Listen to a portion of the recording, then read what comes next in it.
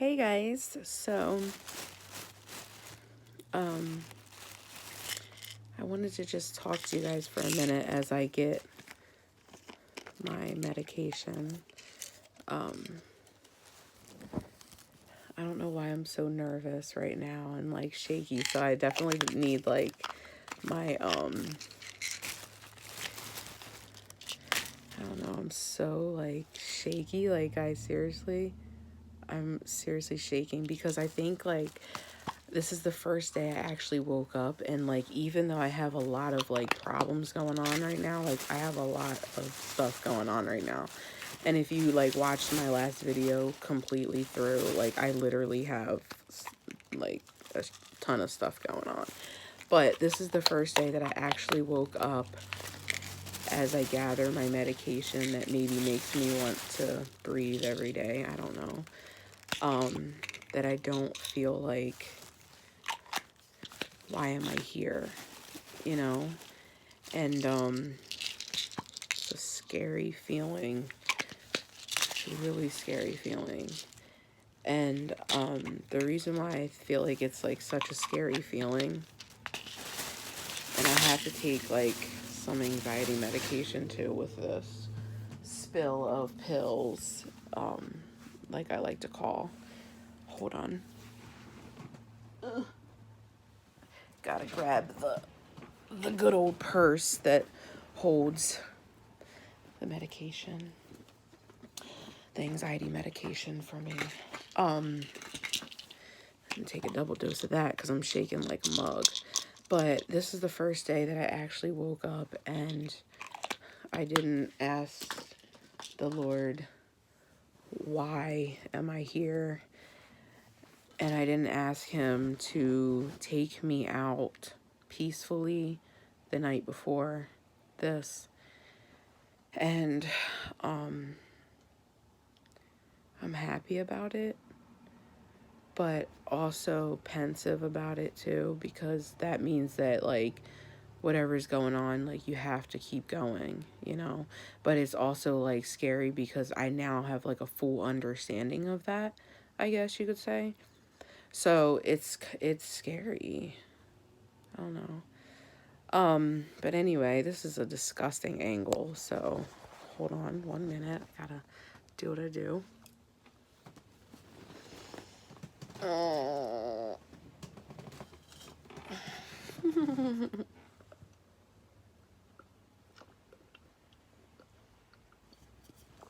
Down the hatch. So I wanted to tell you guys that that's what's going on. I have to like literally sit this phone down because if I don't, I'm just gonna keep on shaking. But I want like a good angle. I'm so sorry, you guys. I don't even have a bra on. I just been like, but you guys, I wanted to share this with you because this person that I'm seeing right now, okay, this guy that I'm talking to, I'm trying to put this a specific way. Hopefully you guys can hear me. Anyway, I'm just gonna have to like hold this, but this guy that I'm talking to right now, is having a rough weekend. And I understand, I get it, because, you know, I've been having like the worst of times. I've been having rough times and things like that. But he kind of like snapped last night on me a little bit.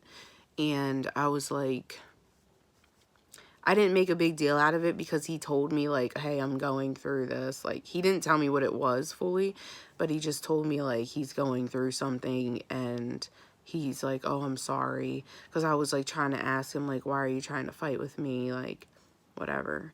And I didn't take anything like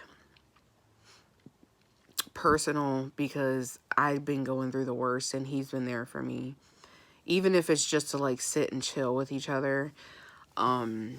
And like talk or like watch a movie or cuddle or even, you know, sex, whatever it is that helps you feel better. You know, everybody has something different, but I wrote this to him this morning, but I also wrote something else last night to him, but I'm not going to share that. But I did write this to him, that I just want to say this to you. I don't always relate or truly know your struggles because I'm either not in the same position as you, or they may not fully be communicated to me, but I know you're important in my life because I was just thinking about you and said to myself, I wish I would have seen you this weekend before I start this week. I mean, I know I'll get through it. I have to. But you're definitely a key component to the gas that fuels my engine each week.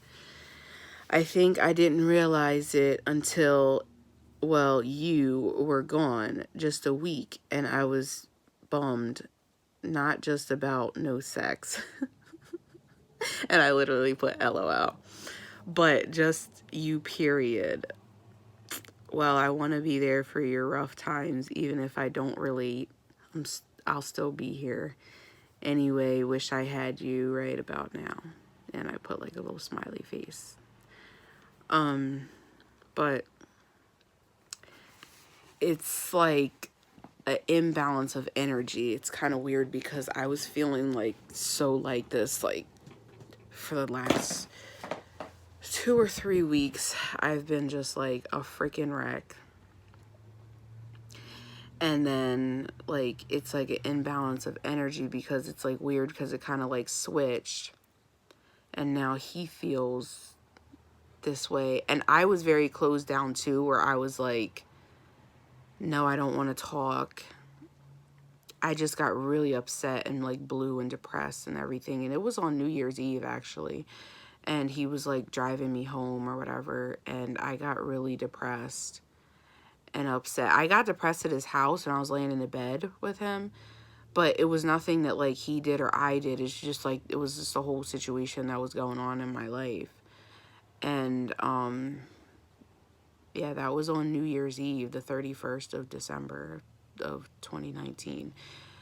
And you know, when we were like riding home or whatever, he's like taking me home, and he told me, he's like, it's gonna be okay, everything's gonna be okay.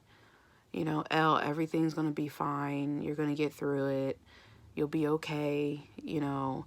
And I didn't believe it because I didn't want to believe it because I didn't think that this morning would come where I woke up. Sorry.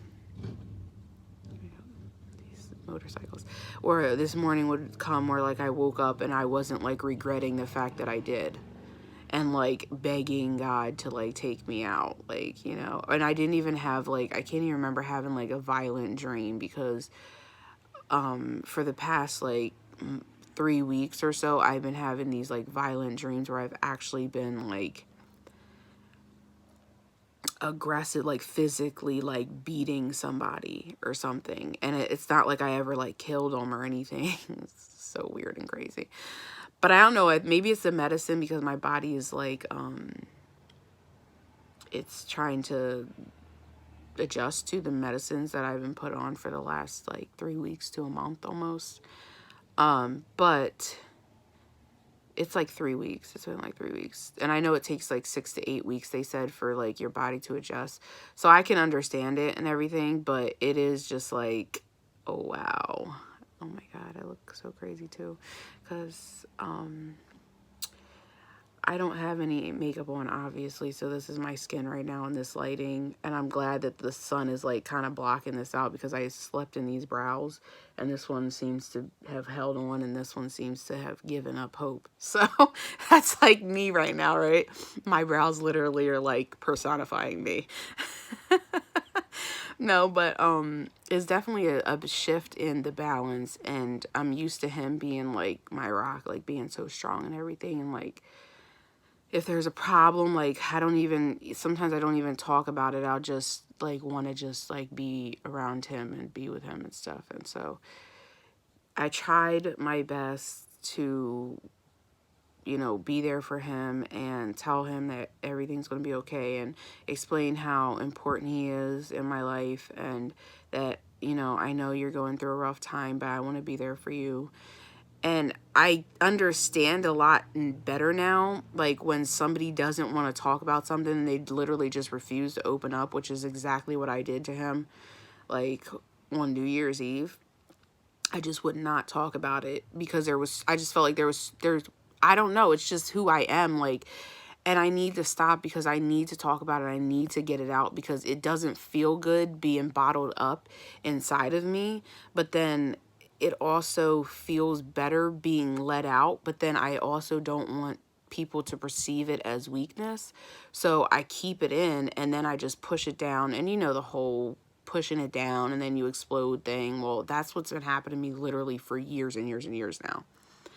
And I just finally like realized after, and I have a story time for you guys, but it's gonna have to be after this video. Like after this particular event happened in my life, and I got like a med adjustment and this, that, and the other. And I started actually managing my mental illness that I have, illnesses, excuse me.